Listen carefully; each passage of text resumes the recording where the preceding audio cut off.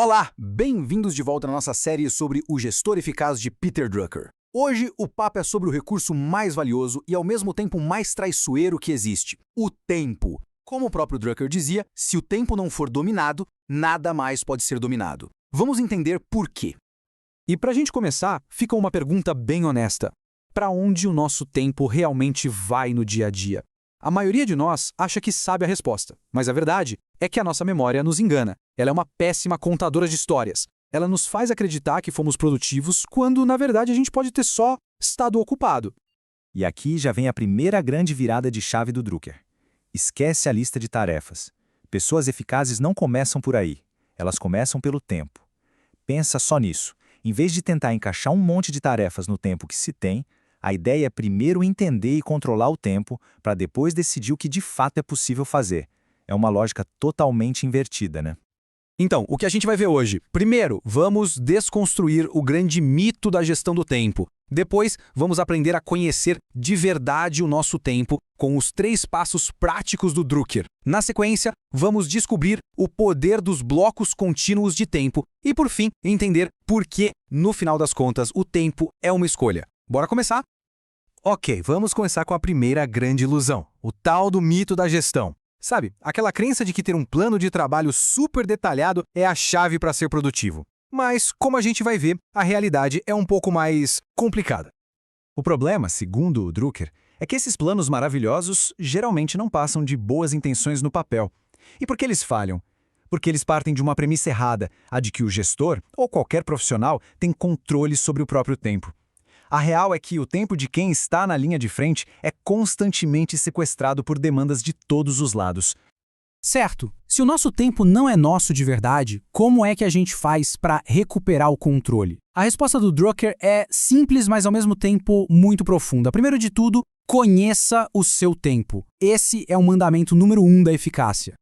E aqui, Drucker nos joga na cara a natureza brutal do tempo. Ele não é como dinheiro, não é como pessoas. O tempo é totalmente inelástico, ou seja, não dá para fabricar mais. Ele é perecível, não pode ser estocado para usar depois. E o que é mais assustador, ele é insubstituível. Cada segundo que passa já era, foi para sempre. Mas por que é tão difícil assim conhecer o nosso próprio tempo? Porque a gente confia na ferramenta errada, a memória. Nossa memória não é uma câmera de segurança que grava os fatos. Ela é mais como um editor de cinema que corta umas partes, embeleza outras e, no final, nos entrega o filme que a gente quer ver sobre o nosso dia.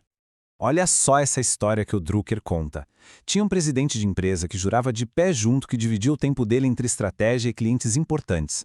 Só que o registro real, feito pela secretária dele, mostrou a verdade. Ele passava a maior parte das horas agindo como um despachante de luxo, sabe? Resolvendo pequenos problemas operacionais. E a reação dele quando viu isso? Negação total. Ele simplesmente não acreditou nos dados. E a lição aqui é clara, né? O primeiro passo para a eficácia não é fazer um plano, é fazer um diagnóstico. É preciso anotar, registrar para onde o tempo está indo de verdade, no momento em que as coisas acontecem. Sem isso, qualquer planejamento vira só um exercício de ficção. Ok? Com esse diagnóstico sincero em mãos, o Drucker oferece um sistema bem prático de 3 passos para a gente transformar esse tempo em resultado de verdade. O sistema é bem direto. Primeiro, registre. Segundo, gerencie, o que na prática significa eliminar o que não importa. E terceiro, consolide, ou seja, agrupe o tempo que sobrou em blocos maiores e mais poderosos. Vamos focar um pouquinho agora nesse segundo passo. Como cortar o desperdício? E para gerenciar o tempo, as perguntas têm que ser bem diretas. A primeira, o que aconteceria se isso simplesmente não fosse feito? Se a resposta for nada de muito importante, então é para parar de fazer. A segunda, quais dessas atividades poderiam ser feitas por outra pessoa? Delegar não é se livrar de trabalho, é focar no que só você pode fazer. E a última, que talvez seja mais difícil, o que eu faço que desperdice o tempo das outras pessoas? Essa exige coragem para ouvir a resposta. O Drucker também aponta aqueles ladrões de tempo que nascem de uma má gestão. Crises que se repetem não são azar, são sintomas de um sistema com problemas. É como ele diz, uma fábrica bem gerenciada é um lugar meio sem graça, sabe? O drama não acontece ali. Excesso de gente e desorganização também são ralos por onde o tempo vai embora. Agora se prepara para esse número que o Drucker traz, porque ele é de assustar. Se mais de 1/4 do tempo de uma pessoa é gasto em reuniões, isso é um sinal claro de má organização. Mas por quê? Bom, para ele, reunião demais é sintoma de fraqueza. Uma muleta para uma comunicação que não funciona ou para papéis mal definidos. A regra é clara, ou se trabalha ou se faz reunião.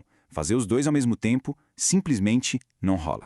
Certo. Depois de cortar tudo que não era essencial, o que sobra? Tempo livre. Só que tempo livre todo picadinho não adianta muita coisa. E é por isso que o último passo do Drucker é talvez o mais poderoso de todos: consolidar esse tempo. Olha, esse slide aqui mostra a diferença de um jeito perfeito. Tentar escrever um relatório complexo em pedacinhos de 15 minutos por dia, durante semanas, é uma receita para o fracasso.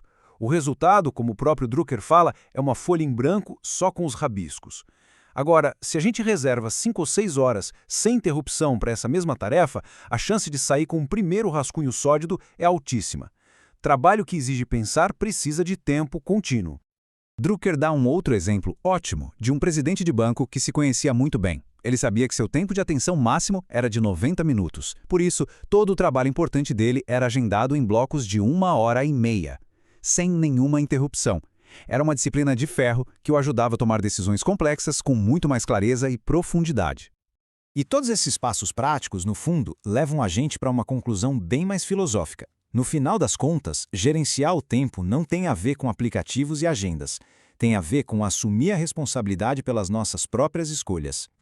A verdade, que é meio dura de encarar, é que aquele tempo que é nosso de verdade, o tempo discricionário, que a gente pode usar como quiser, é uma fatia bem pequena do dia, muitas vezes menos de 1/4. O que as pessoas eficazes fazem? Elas juntam esses pedacinhos, criam blocos maiores e defendem esse tempo com unhas e dentes, porque no fim, a vida profissional depende disso. Isso nos leva à grande lição deste capítulo, resumida numa única frase do Drucker, que é simplesmente genial. O tempo é o recurso mais escasso e, a menos que seja gerenciado, nada mais pode ser gerenciado. É isso. Tudo começa e termina com o tempo. Então, fica aqui uma reflexão para a gente fazer. Depois de tudo isso, qual será que é o maior ladrão de tempo no nosso dia a dia? São as crises que não param de aparecer? São aquelas reuniões que podiam muito bem ser um e-mail?